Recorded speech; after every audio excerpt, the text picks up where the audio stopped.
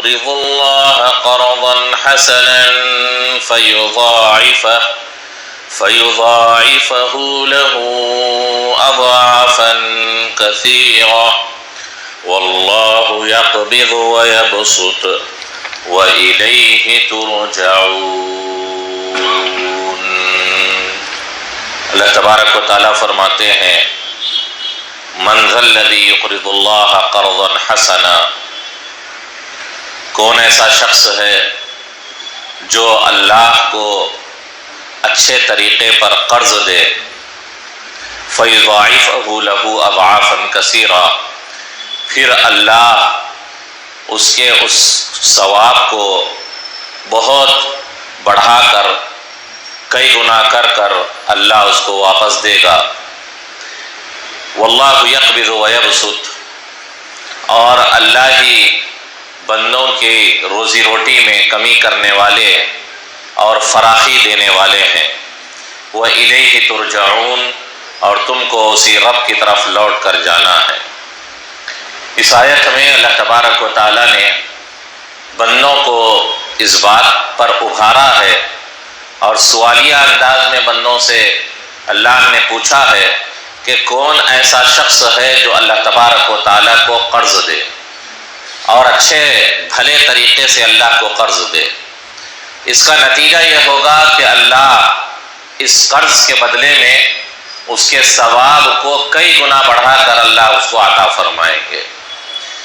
اللہ تو بے نیاز ہے، مستغنی ہے، کسی کی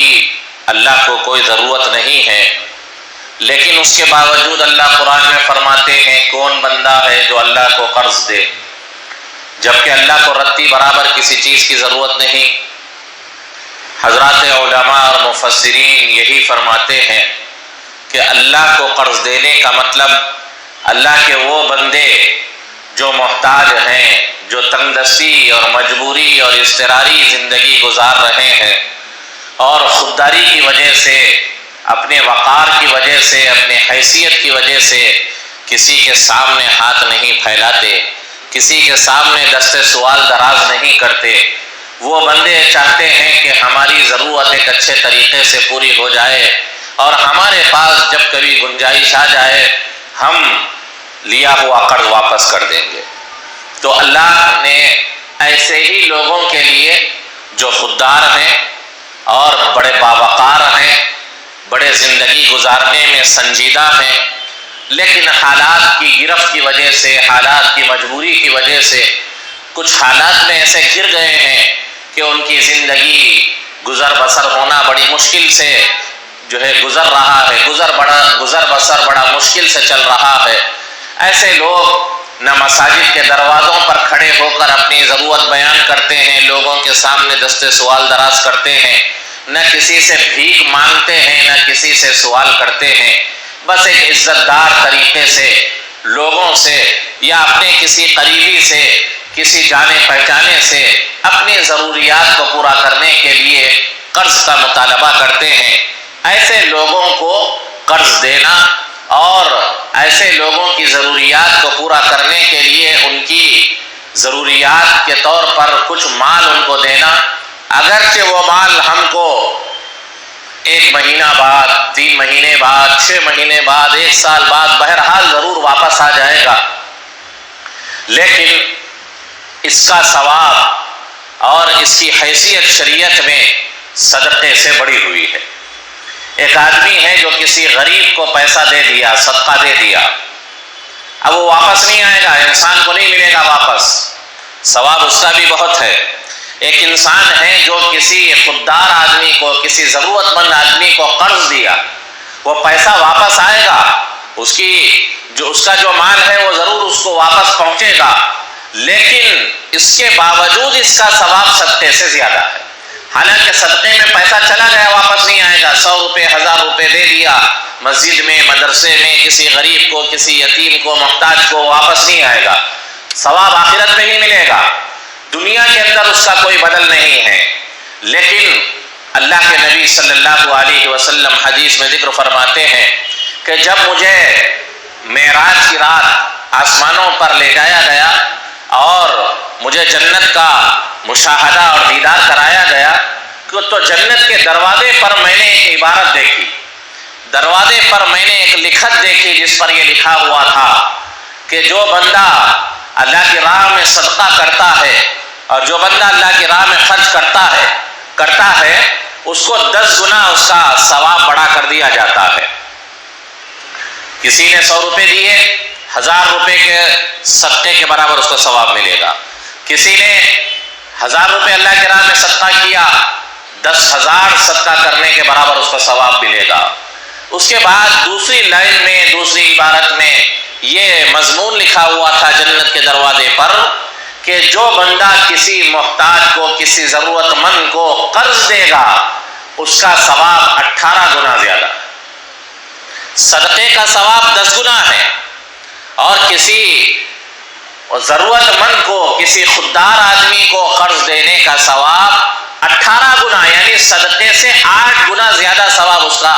جنت کے دروازے پر۔ نبی علیہ الصلوۃ والسلام فرماتے ہیں میں نے یہ لکھا ہوا دیکھا کہ قرض دینے کا ثواب 18 گنا ہے۔ حالانکہ یہ بات سمجھ میں نہیں آتی کہ قرض تو واپس پیسہ آ جائے گا لیکن صدقے میں پیسہ نہیں آئے گا۔ ہونا تو یہ چاہیے تھا کہ صدقے کا ثواب زیادہ ہوتا اور قرض کا ثواب کم ہوتا، لیکن حقیقت یہ ہے کہ قرض کا ثواب زیادہ ہے۔ اس کی وجہ یہ ہے کہ جو قرض مانگنے والا آدمی ہوتا ہے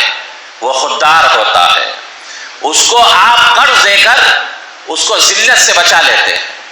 اس کو سوال کرنے سے آپ بچا لیتے ہیں، اس کی محتاجگی آپ دور کر دیتے ہیں۔ وہ ہر ایک کے دروازے پر نہیں جا سکتا، وہ ہر ایک کے سامنے اپنی ضرورت پوری نہیں رکھ سکتا، اپنی ضرورت نہیں رکھ سکتا، وہ اپنا چہرہ لے کر کسی ہر ایرے غیرے کے پاس نہیں پہنچ سکتا۔ اس کے برخلاف صدقہ مانگنے والا ہزاروں لوگوں کے سامنے سوال کا ہاتھ پھیلاتا ہے، ہزاروں لوگوں کے سامنے اپنی ضرورت کو رکھتا ہے اور ہر آدمی سے بھیک مانگتا ہے، کوئی نہ کوئی دے ہی دے دیتا ہے، اس کو اس کی ضرورت پوری ہو ہی جاتی ہے۔ لیکن خوددار آدمی جو ضرورت مند ہوتا ہے وہ ہر ایک کے پاس نہیں پہنچتا، وہ اکا دکا آدمی کے پاس پہنچتا ہے۔ اس کی حیثیت، اس کی خودداری اس بات کو گوارا نہیں کرتی کہ وہ ہر ایک کے سامنے پہنچے، تو لہذا صدقہ آپ نے کسی غریب کو نہیں دیا، اگلا دے دے گا، وہ اس نے نہیں دیا چوتھا آدمی دے دے گا، 10 آدمی نہیں دیے کوئی 20واں آدمی دے دے گا، 20 آدمیوں نے نہیں دیا کوئی 100واں آدمی دے دے گا۔ یہ صدقے کی بات ہے۔ لیکن قرض مانگنے والا ہمیشہ خوددار ہوتا ہے، عام طور پر وہ ضرورت میں گھرا ہوا مجبور ہو جاتا ہے، وہ ایسے ہر ایرے غیرے کے پاس یا ہر گھر کے دروازے پر، ہر مسجد کی سیڑھی پر وہ نہیں چڑھتا، وہ ہر ایک کے سامنے اپنی ضرورت نہیں رکھ سکتا۔ اسی لیے نبی پاک صلی اللہ علیہ وسلم نے جنت کے دروازے پر یہ مضمون لکھا ہوا دیکھا کہ کسی کو قرض دے کر جبکہ پیسہ واپس آ جائے گا اس کی ضرورت کو پوری کرنا اور اس کا تعاون کرنا اور اس کی مدد کرنا، جبکہ پیسہ بھی واپس آ جاتا ہے اس کا ثواب 18 گنا زیادہ دیا جاتا ہے اور صدقے سے بھی اس کا مقام بڑا ہوا ہے۔ اسی لیے نبی پاک صلی اللہ علیہ وسلم نے حدیث میں اس بات کا ذکر فرمایا کہ جو آدمی کسی کو قرض دے دیا، تنگ دست تھا، مجبور تھا، قرض دے دیا، اب اس قرض کا ثواب تو اس کو دیا جا رہا ہے، طے ہوا تھا کہ 1 مہینے کے بعد واپس کر دیں گے، اور 1 مہینہ گزر گیا، لیکن اس کے پاس ابھی حالات نہیں کھلے، ابھی اس کے پاس گنجائش نہیں آئی، وہ تنگ دستی ہی میں بھی گھرا ہوا ہے۔ اللہ کے نبی صلی اللہ علیہ وسلم نے فرمایا اس کی تنگ دستی کو سامنے رکھ کر جو آدمی تنگ دست آدمی کو مہلت دیتا ہے، من انظر معسرا، جو کسی تنگ دست آدمی کو مہلت دیتا ہے، 1 دن کی بھی مہلت دیتا ہے، اللہ کے نبی صلی اللہ علیہ وسلم نے فرمایا ہر دن کے بدلے میں اس کو صدقہ لکھا جائے۔ جو آدمی کسی تنگ دست کو، کسی مجبور کو قرض دیا اور اس کی مدت اور اس کی میعاد اور وقت واپسی کا پورا ہو گیا، اور جس نے قرض لیا تھا وہ حالات سے ابھی باہر نہیں آیا، ابھی تنگ دستی ہی میں گزر رہا ہے، جیسے ہی اس کو گنجائش آئے گی وہ ضرور قرض دے گا، لیکن وقت گزر چکا ہے، دینے والا اس کا گلا پکڑ کر زبردستی اس سے وصول کر سکتا ہے، لیکن اس نے اس کے ساتھ ہمدردی کی، اس نے اس کے ساتھ آسانی کا معاملہ کیا، اس نے اس کو مہلت دی، وقت دیا، گنجائش دی۔ اللہ کے نبی صلی اللہ علیہ وسلم فرماتے ہیں ہر دن جو گزرے گا اس گنجائش دینے والے، قرض دینے والے کو صدقہ دیا جائے گا، صدقے کا ثواب دیا جائے گا۔ تو ایک تو ہر دن کے عوض میں صدقے کا ثواب بڑھتا رہا، اور پھر اس کو قرض دینے کے عوض میں جتنا پیسہ دیا ہے ہر ایک روپیے اور ہر ایک درہم اور دینار کے بدلے میں 18 گنا زیادہ اس کا ثواب الگ لکھا جائے گا۔ اور اللہ تبارک و تعالی قیامت کے روز یہاں و قرآن میں وعدہ فرماتے ہیں فَيُضَاعِفُهُ لَهُ أَضْعَافًا كَثِيرًا، اس کو بے شمار بڑھا کر اللہ دیں گے، اس کی کوئی انتہا نہیں ہے۔ اللہ فرماتے ہیں اضعافا کثیرا، کئی گنا بڑھا کر ہم دیں گے۔ جب اللہ فرماتے ہیں کہ کئی گنا بڑھ کر دیں گے تو اس کی کوئی انتہا نہیں ہو سکتی۔ یہ بات یاد رکھیں کہ قرض دینا شریعت میں وہ ایک ہمدردی ہے، وہ ایک انسانی تعاون ہے، وہ ایک ہمدردی ہے، وہ کوئی معاملہ، وہ کوئی تجارت نہیں ہے۔ عام طور پر ہمارے معاشرے میں، ہمارے ذہنوں میں یہ بات چلتی ہے اور یہ ذہن چلتا ہے کہ ہمارا پیسہ ہم کیوں کسی کو خواہ کے دے دیں، اگر دیں گے تو اس سے لگ کر آئے گا تو دیں گے۔ ہم مثال کے طور پر کسی کو 10,000 دے رہے ہیں، 11,000 12,000 15,000 واپسی ہم کو ملے گا تو دیں گے، ورنہ کیوں دیں گے؟ یہ ہماری سوچ ہے، یہ یہودیانہ سوچ ہے۔ یہودی دنیا کے اندر سب سے زیادہ ایسی بڑی قوم ہے جو سود کا معاملہ کرتے ہیں، جو سودی لین دین میں بڑے ماہر ہیں۔ یہ یہودیانہ سوچ ہے، مسلمان کی سوچ نہیں ہو سکتی۔ اسی وجہ سے یہ سوچ پوری دنیا میں ایسی مسلط ہو چکی ہے اور لوگوں پر ایسی حاوی ہو چکی ہے کہ آج آدمی اپنے پیسوں سے کسی کو قرض دینے کو گوارا نہیں کرتا۔ یہ سوچتا ہے کہ میں اگر کسی اور کو دوں گا تو 10,000 کے 12,000 15,000 لگ کر آئیں گے، تو میں کسی کو خواہ کے، بغیر کسی زیادتی کے، بغیر کسی نفع کے، بغیر کسی کاروبار کے کیوں دوں؟ لہذا ہمارے ذہن میں یہ چلتا ہے کہ ہم اگر دیں گے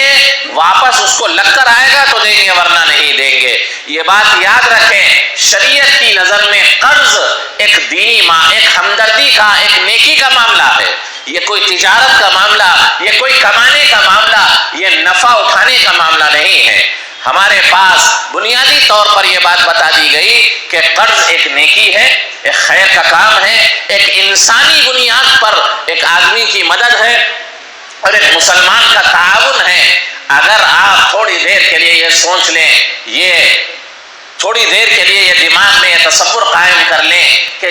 جو آدمی آپ سے قرض لینے کے لیے سامنے ہاتھ پھیلا کر آیا ہے اور اپنا چہرہ نیچے رکھا ہوا، شرمندگی کی آنکھوں سے اپنے چہرے کو جھکایا ہوا ہے، اگر خدا نخواستہ اس کی جگہ آپ ہوتے اور اس کی جگہ آپ ہوتے اور آپ اس کی جگہ، وہ آپ کی جگہ ہوتا تو کیا کیفیت ہوتی، کیا اندازہ ہوتا؟ کیا دنیا کے خزانے، دنیا کی دولت انسان کے ہاتھ کی کمائی کا نتیجہ ہے؟ یہ تو اللہ کی تقسیم ہے، یہ تو اللہ کا دین ہے۔ اللہ جس کو چاہتے ہیں نوازتے ہیں، جس کو چاہتے ہیں اللہ آزمائش کے طور پر اس سے رزق کو روک لیتے ہیں، یہ اللہ کا معاملہ ہے۔ تو اللہ نے کسی وجہ سے اس کو مجبور کر دیا ہے تو اس کی مجبوری کو سمجھا جائے اور یہ سمجھا جائے کہ میرے پاس بھی جو مال ہے، جو دولت ہے، ضرورت سے زائد جو میرے پاس پیسہ رکھا ہوا ہے، یہ میری محنت کا یا میرے ہاتھوں سے کمانے کا نتیجہ نہیں ہے، یہ اللہ کا فضل ہے۔ کمانے والے تو بہت ہیں، اگر محنت اور مزدوری اور کوشش کی بنیاد پر کسی کو پیسہ ملتا تو مزدور دنیا کے اندر سب سے زیادہ مالدار ہونا چاہیے۔ صبح سے شام تک وہ محنت کرتا ہے، خون پسینہ ایک کرتا ہے، لیکن آپ دیکھیں سونے کا ایک مارنے والے سے اس کی زیادہ تنخواہ اور اس کی اجرت نہیں ہوتی۔ وہ آدمی جو آپ کے سونے کو تھوڑی دیر میں پانی میں ڈال کر صاف کر دیتا ہے، اس کو ہزاروں مل جاتے ہیں، 5-10 منٹ میں، 15-20 منٹ میں، آدھے گھنٹے میں اس کو ہزاروں مل جاتے ہیں۔ اور وہ آدمی جو صبح سے شام تک 10 گھنٹے تپتی ہوئی دھوپ میں کام کرتا ہے مزدور، اس کو 800-1000 میں نہیں مل پاتے۔ معلوم ہوا یہ دنیا کے اندر محنت، کوشش، ذہانت، اپنے تجربے کی بنیاد پر کسی کو دولت، کسی کو خزانے، کسی کو مالداری حاصل نہیں ہوتی. یہ تو اللہ کی تقسیم ہے، یہ تو اللہ کی جانب سے بندوں کے حق میں مقدر ہے. جس کو اللہ جتنا دینا چاہتے ہیں اللہ اس کو اتنا دے دیتے ہیں. اسی لیے آپ نے دنیا میں دیکھا ہوگا بڑے بڑے پاگل اور بے وقوف سمجھے جانے والے لوگ ہیں لیکن دنیا کے اندر مالدار ہیں. بڑے بڑے ذہین، عقل مند، پڑھے لکھے ہیں لیکن وہ پیدل ہیں، پریشان ہیں اپنی زندگی میں، وہ مجبور ہیں. اگر عقل کی بنیاد پر، علم کی بنیاد پر، تعلیم اور ڈگریوں کی بنیاد پر، سندوں کی بنیاد پر، محنت اور کوشش کی بنیاد پر اگر کسی کو پیسہ ملنا ہوتا تو دنیا کے اندر سب پڑھے لکھے مالدار ہوتے اور سب جو ہے بے وقوف اور عقل سے پیدل لوگ سب سے زیادہ غریب اور مجبور ہوتے. لیکن معاملہ ایسا نہیں ہے. بہت سارے بے پڑھے لکھے لوگ دنیا کے بڑے بڑے مالداروں میں شمار ہوتا ہے آج ان کا. بہت سارے لوگ جن کے پاس کوئی سند اور کوئی تعلیم کی ڈگری نہیں ہے لیکن دنیا کے بلینئرز میں ان کا شمار ہوتا ہے. یہ اللہ کی تقسیم ہے اصل میں. لہذا اللہ کا دیا ہوا مال ہے، اللہ کا ایک مجبور بندہ ہمارے سامنے آیا ہوا ہے، ہمارے پاس گنجائش ہے دینے کی اور ہم اس کی ضرورت کو واقعتاً سمجھتے ہیں تو انسانی بنیاد پر اور اسلامی بنیاد پر اس کا تعاون کرنا، اس کے ساتھ ہمدردی کا معاملہ کرنا اور اس کے ساتھ خیرخواہی کا معاملہ کرنا، اس کی مجبوری اور تندرستی کو دور کرنے کی فکر کرنا، یہ ہمارے اوپر ایک واجب ذمہ داری ہے جس سے آج ہم پہلو تہی اختیار کر رہے ہیں، ٹال مٹول کر رہے ہیں. اگر ہم یہ جانتے ہیں ہاں شریعت میں ایسا اندھا قانون نہیں ہے اور شریعت ایسی تعلیم نہیں دیتی کہ جس کو چاہے تمہارے پاس پیسہ ہو تو قرض دے دو، چاہے وہ جو ہے قرض لے کر نافرمانی میں لگا لے، معصیت میں لگا لے اور اپنی خواہشات کو پورا کرنے کے لیے وہ قرض لے رہا ہو تو بھی تمہارے لیے قرض دینا ضروری ہو. اور ایسا آدمی جو ٹال مٹول کرنے والا ہے اور پتہ ہے کہ معاملے کا بڑا خراب ہے، وہ اگر قرض لے گا تو تم کو واپس نہیں کرے گا تب بھی تم کو قرض دینا ضروری ہے، ایسا اندھاپن شریعت میں نہیں ہے. شریعت یہ کہتی ہے کہ سامنے والے اگر واقعتاً مجبور ہے اور آپ اس کی مجبوری کو جانتے ہیں اور آپ کے پاس ضرورت سے زائد پیسہ رکھا ہوا ہے اور یہ بات آپ کو معلوم ہے کہ اس کی ضرورت پوری ہو جائے گی اور حالات کھل جائیں گے تو ضرور واپس کر دے گا، امانت دار آدمی ہے، زبان کا سچا ہے، معاملات کا بالکل کھرا آدمی ہے، تو ایسے کو دینا شریعت میں واجب ہے. اگر آپ کے پاس گنجائش ہے تو آپ اس کو دیں، یہ آپ کے لیے واجب ہے. نبی علیہ السلام بھی اپنی زندگی میں اپنے حالات کی وجہ سے بسا اوقات نبی پاک صلی اللہ علیہ وسلم نے اپنے صحابہ سے قرض بھی لیا ہے.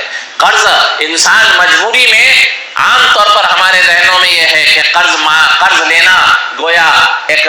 بھیک مانگنے کے برابر ہے. نہیں، بھیک مانگنا الگ چیز ہے. قرض کا کسی کے سامنے قرض کا تقاضا رکھنا یہ الگ چیز ہے. نبی علیہ السلام نے بھیک مانگنے کی مذمت بیان کی ہے. کسی کے سامنے دستے سوال دراز کرنے کو غلط قرار دیا ہے اور اس کو اچھا نہیں سمجھا. ہاں، نبی پاک صلی اللہ علیہ وسلم نے اپنے حالات کی وجہ سے، تنگی کی وجہ سے اپنے صحابہ سے نبی پاک صلی اللہ علیہ وسلم نے قرض لیا ہے اور وقت سے پہلے ادا کرنے کی نبی پاک صلی اللہ علیہ وسلم نے کوشش کی ہے. یہاں تک کہ بسا اوقات نبی پاک صلی اللہ علیہ وسلم نے مدینہ منورہ کے بعد یہودیوں سے بھی اللہ کے نبی نے قرض لیا ہے. تو قرض مانگنا، قرض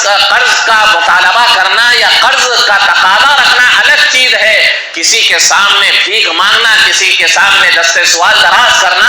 بالکل الگ چیز ہے. انسان ہے، ضرورتیں لگی ہوئی ہے اور ہر انسان کی زندگی کی کیفیت الگ ہوتی ہے. پتہ نہیں کہ کس وقت حالات کس طرح زندگی میں آ جائے. آزمائش کے طور پر ہر انسان کے ساتھ ضرورتیں لگی ہوئی ہے. لہذا آج کا مجبور کل کا خوشحال ہو سکتا ہے اور آج کا خوشحال کل کا مجبور ہو سکتا ہے. اگر آج آپ کسی کی مجبوری کو سمجھ کر گنجائش کے وقت آپ کسی کی ضرورت پوری کر دیں تو کل کے دن اللہ آپ کی مجبوری کے وقت ایسے لوگوں کو کھڑا کر دیں گے جو آپ کی ضرورت کو پورا کریں گے. اگر آپ نے آج کسی مجبور کی مجبوری کو نہیں سمجھا اور اپنے خود غرضی میں، سیلفش پنے میں آپ رہ گئے اور یہ سوچ لیا کہ مجھ کو لوگوں کی ضروریات سے، لوگوں کی مجبوری سے کیا لینا دینا ہے، میں اپنی زندگی میں خوش ہوں، پتہ نہیں کل کے دن اگر آپ کو مجبوری آ جائے تو دوسرے لوگ بھی کل آپ کے ساتھ خود غرض بن جائیں گے، دوسرے لوگ بھی آپ کے حق میں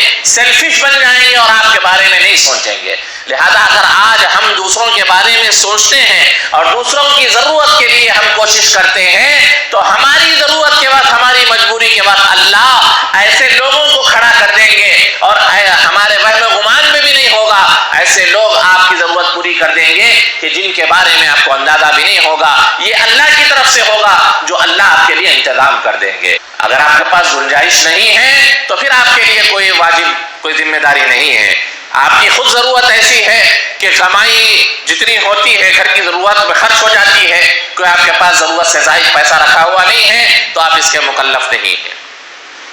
ضرورت سے زائد پیسہ رکھا ہوا ہے، گنجائش ہے، لیکن سامنے والا جو قرض لے رہا ہے وہ ولیمے کی دعوت میں بینڈ باجا بجانے کے لیے لے رہا ہے، مثال کے طور پر میں بتا رہا ہوں، یا دوستوں کے ساتھ دم چھلے اڑانے، خواہشات پورے کرنے اور جو ہے لٹانے کے لیے آپ سے قرض مانگ رہا ہے، آپ کے لیے دینے کی اجازت نہیں ہے، اس لیے کہ آپ سے قرض لے گا اور وہ اللہ کی نافرمانی میں لگائے گا، وہ معصیت میں لگائے گا، وہ خلاف شرع چیز کے اندر لگائے گا، آپ کے لیے دینا واجب نہیں ہے، ضروری نہیں ہے، بلکہ نہ دے۔ آپ کے پاس گنجائش تو ہے لیکن سامنے والا ٹال مٹول کرنے والا ہے، معاملات کا بڑا خراب ہے، پتا ہے کہ دے گا تو کبھی زندگی میں واپس نہیں کرے گا، تب بھی آپ کے لیے دینا ضروری نہیں ہے۔ ہاں مجبوری واقعتاً اس کی ہے، جانتے ہیں، تو شریعت نے ایک بہترین راستہ اس کے لیے سامنے رکھا ہے، وہ ہے رہن کا راستہ۔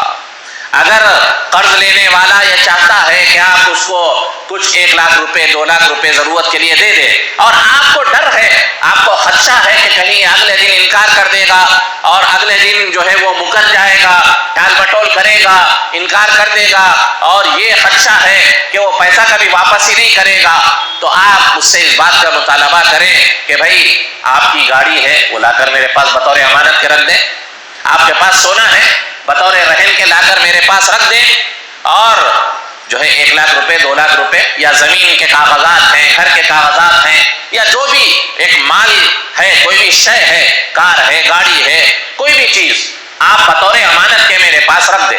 یہ میں استعمال نہیں کروں گا، یہ صرف ایک بھروسے کے لیے، ایک اطمینان کے لیے کہ کل کے دن آپ کا پیسہ مجھے واپس آئے گا، میں اس لیے آپ سے اس رہن کا مطالبہ کرتا ہوں۔ اس نیت سے اگر کوئی آدمی کسی کی مدد کرتا ہے تو اس میں شریعت کی جانب سے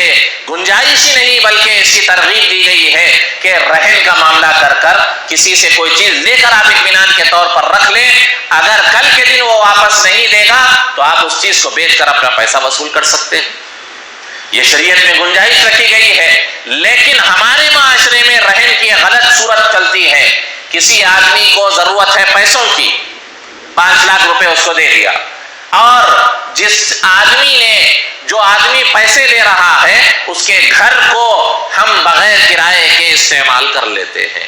شریعت میں حرام ہے ایسا استعمال کرنا۔ رہن صرف اور صرف ایک گارنٹی کے طور پر، ایک اطمینان کے طور پر، ایک وثوق اور بھروسے اور اعتماد کے طور پر لیا جاتا ہے، شریعت کا قانون ہے رہن کو استعمال نہیں کیا جا سکتا۔ ایک آدمی نے بطور رہن کے کسی سے گاڑی لے لی، مثال کے طور پر 1 لاکھ روپے بطور قرض کے دیا اور کہا کہ بھائی 1 مہینے کے بعد واپس کر دیں گے۔ اب قرض دینے والا یہ کہتا ہے کہ بھائی اب کیا گارنٹی آپ واپس کریں گے نہیں کریں گے؟ اب وہ کہتا ہے کہ ٹھیک ہے 1 مہینے کے لیے یہ میری کار ہے آپ رکھ لیجئے، آپ اپنے پاس رکھیے، اگر میں 1 مہینے کے بعد واپس نہ کروں اس کو بیچ دیجئے، 1.5 لاکھ روپے آ جائیں گے آپ کو، 1 لاکھ روپے آپ رکھ لیجئے، 50,000 مجھے واپس کر دیجئے۔ معاملہ ہو گیا اور کار رکھ کر چلا گیا۔ اب یہ قرض دینے والا کار کا استعمال نہیں کر سکتا، قرض دینے والا یہ کار کا استعمال نہیں کر سکتا، یہ سود کے دائرے میں آ جائے گا، اس لیے کہ اس نے اس کو قرض دیا، اس کے بدلے میں اس کی شے سے نفع اٹھا رہا ہے۔ اگر اس کو قرض نہ دیتا تو وہ کار کبھی اس کو استعمال کرنے کے لیے ہرگز نہ دیتا۔ تو اسی طرح بطور مثال کے میں نے کار کی مثال دی ہے، اگر کوئی آدمی سونا رکھاتا ہے، کوئی آدمی گھر رکھاتا ہے، گھر میں رہنے کی مفت کرایہ حاصل کرنے، بغیر کرائے کے اس گھر کا استعمال کرنے کی گنجائش نہیں ہے۔ ہمارے پاس معاشرے میں رہن کے معاملات، خاص طور پر گھر رہن رکھا کر جو حرام اور سود کے معاملات چل رہے ہیں، وہ شریعت میں حرام ہے۔ کسی آدمی نے کہ کوئی آدمی دوسرے سے قرض لیتا ہے اور رہن کے طور پر 2 سال تک اپنے گھر میں بغیر کرائے کے اس کو مفت رکھتا ہے، پھر 2 سال کے بعد اس سے 5 لاکھ روپے واپس دے دیتا ہے، 2 سال تک یہ جو بغیر کرائے کے گھر میں رہا، یہ سود ہے، یہ حرام ہے، یہ ناجائز ہے، شریعت میں اس کی اجازت نہیں ہے۔ یہ بات یاد رکھیں، مال رہن سے کبھی نفع اٹھایا نہیں جا سکتا، مال رہن کو کبھی استعمال نہیں کیا جا سکتا۔ رہن تو صرف گارنٹی کے طور پر، صرف اس بھروسے کے طور پر کہ وہ واپس کر دے گا، اگر مدت پوری ہونے تک بھی واپس نہیں کرے گا تو شریعت میں ضابطہ بتایا گیا ہے کہ اس کو ایک انفارمیشن دے دو کہ بھائی آپ کی مدت پوری ہو چکی ہے، اب مجھے پیسوں کی ضرورت ہے، آپ پیسے لا لیں ورنہ یہ چیز ہم بیچ دیں گے۔ ایک بار اس کو اطلاع دے دو، 2 بار دے دو، 3 بار دے دو، اس کے بعد بھی نہیں کرتا ہے، آپ اس کے شے فروخت کر دو بازار میں، اس کے بعد جتنا آپ نے قرض دیا ہے اتنا رکھ لو اور جو ضرور زائد ہے وہ اس کو واپس کر دو۔ تو اس طرح ایک آدمی کی ضرورت بھی پوری ہو جائے گی، اور جو آدمی اپنی کوئی شے رہن رکھاتا ہے تو اس پر دباؤ ہوتا ہے، وہ کیسے نہ کیسے کسی نہ کسی طریقے سے کیا کرتا ہے، وہ اپنا پیسہ واپس لا کر آپ کو اپنا قرض دے دیتا ہے۔ تو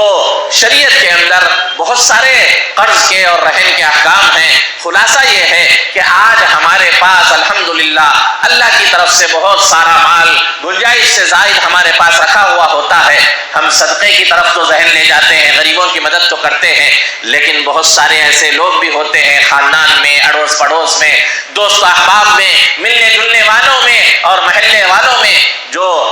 بہت خوددار ہوتے ہیں، لیکن مجبوری ہوتی ہے، بیٹی کی شادی کا مسئلہ ہوتا ہے یا بچوں کی تعلیم کا مسئلہ ہوتا ہے یا کوئی اور مسئلے کی وجہ سے پریشان ہوتے ہیں، لیکن کبھی کسی کے سامنے اپنی ضرورت نہیں رکھتے، حالات کی وجہ سے اندر اندر گھٹے چلے جاتے ہیں۔ ایسے لوگوں تک آپ پہنچیں، ایسے لوگوں کو قرض فراہم کریں، ایسے لوگوں کو انسانی اور اسلامی بنیاد پر قرض دے کر ان کا تعاون کریں، انشاءاللہ اس کا ثواب اتنا آپ کو اللہ کے پاس ملے گا کہ آپ اندازہ نہیں کر سکتے، آپ تصور نہیں کر سکتے۔ بہت پہاڑ بھی پیچھے رہ جائے گا، اس سے بڑھ کر آپ کو ثواب ملے گا، اس کی ضرورت پوری ہو جائے گی، اور انشاءاللہ جب کبھی اس کی ضرورت پوری ہو جائے گی تو وہ پیسہ بھی آپ کو واپس کر دے گا۔ پڑھائی لکھائی کا معاملہ کر لیں اور 2 لوگوں کو گواہ بنا لیں، شریعت کا جو اصول ہے، کوئی معاملہ کر لیا جائے تو 2 لوگوں کو گواہ بنا لینا مستحب ہے، اس کی ترغیب ہم کو دی گئی ہے، تعلیم دی گئی ہے۔ اگر آپ کو بھروسہ نہیں آتا تو کوئی چیز بطور رہن کے گھر کے کاغذات رکھ لیں یا کوئی بھی چیز بطور رہن کے رکھ لیں، لیکن اس کی ضرورت پوری ہو جانا چاہیے۔ آج ہمارے معاشرے میں اس طرح قرض کا اور اس طرح خیر کا، بھلائی کا معاملہ نہ کرنے کی وجہ سے بینک کے معاملات، سودی معاملات بڑھتے چلے جا رہے ہیں، لوگ مٹی اور سود بھرتے بھرتے پریشان ہیں، لوگ مجبوری میں قرض لے لیتے ہیں، ادا نہیں کر سکتے اور ان کا قرض بڑھتا چلا جاتا ہے۔ یہ جو سودی معاملات اور بینکوں کے لون انٹرسٹ جو بڑھتے چلے جا رہے ہیں، اس کو بڑھاوا جو مل رہا ہے، اس کی بہت بڑی بنیادی وجہ یہ ہے کہ ہمارے معاشرے میں قرض حسنہ دینے کا مزاج ختم ہوتا چلا جا رہا ہے۔ اگر ہم قرض دیتے اور لوگوں کی وقت یا ضرورت پوری کرتے تو آج سود کا لین دین اور بینک انٹرسٹ کا جو معاملہ ہے، فائنانس کمپنیاں ہمارے ماحول میں، ہمارے شہروں میں اتنی تیزی سے ترقی نہ کر پاتے۔ آج آپ دیکھ لیں، ہر گلی گلی بینک کھلتا جا رہا ہے۔ وجہ کیا ہے؟ وجہ یہ ہے کہ لوگ سودی معاملات بڑی تیزی کے ساتھ کرتے چلے جا رہے ہیں، سود سے ان کو فائدہ ہو رہا ہے، اپنے برانچز ڈالتے چلے جا رہے ہیں۔ وہ وجہ یہ ہے کہ ہم نے اپنے معاشرے میں لوگوں کو صدقہ تو دینا سیکھا ہے، لیکن قرض دینا ہم نے نہیں سیکھا ہے، اور مجبور خوددار لوگوں کی ضرورت کے لیے ہم قرض دینے سے پیچھے ہٹتے ہیں۔ اب قرض نہیں ملتا، وہ مجبوراً جا کر بینک سے قرض لے لیتا ہے اور حرام کاری میں اور سودی معاملات میں بیچارہ پڑ جاتا ہے مجبوری کی وجہ سے۔ لہذا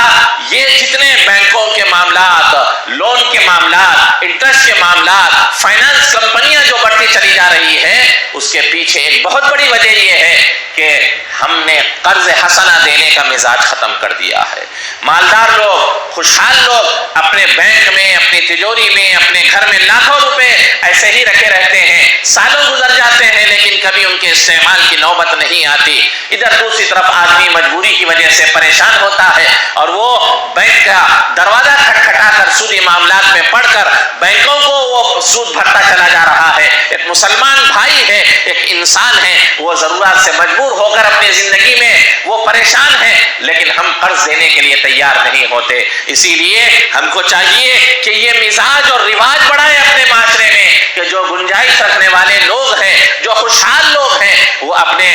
معاشرے کے، اپنے ماحول کے، اپنے محلے والوں میں، پڑوس میں، اپنے رشتہ داروں میں جو لوگ مجبور ہیں لیکن خوددار ہیں، ایسے لوگوں کو قرض فراہم کریں، نیکی سمجھ کر، خیر سمجھ کر اور عبادت سمجھ کر اور ہمدردی کا تصور کر کر ان کی مدد کریں، ان کی مجبوری کو دور کریں۔ دنیا اور آخرت میں آپ کے ساتھ اللہ بہتر معاملہ کرے گا۔ اسی لیے آج ضرورت ہے اس بات کی کہ ہم سود کو ختم کریں، بینکوں کے انٹرسٹ کے معاملات کو ختم کریں، فائنانس کمپنیوں کے بڑھتے ہوئے رواج کو ختم کریں۔ قوم کے جو مالدار لوگ ہیں اس سلسلے میں آگے بڑھیں۔ اگر ان کو خدشہ ہے کہ ہم قرض دیں گے تو پیسہ ڈوب جائے گا تو اس کے لیے کوئی چیز بطور گارنٹی، بطور بھروسہ، بطور اعتماد رہن کے رکھ لیں، لیکن اس کو استعمال نہ کریں۔ جب کبھی اگر خدشہ ہوگا تو ہم اس کو بیچ کر اپنا پیسہ وصول کر لیں گے۔ اللہ ہماری قوم کے مالداروں کو اور صاحب ثروت اور حیثیت لوگوں کو اس طرف آگے بڑھنے اور اس طرف خیال کر کر اس مزاج کو لے کر آگے بڑھنے کی توفیق نصیب فرمائیں، اور سود اور حرام کاری سے ہمارے ایک ایک قوم کے فرد کی اللہ حفاظت فرمائے، اور اللہ دینی سمجھ ہم سب کو عطا فرمائے۔ وآخر دعوانا ان الحمد للہ۔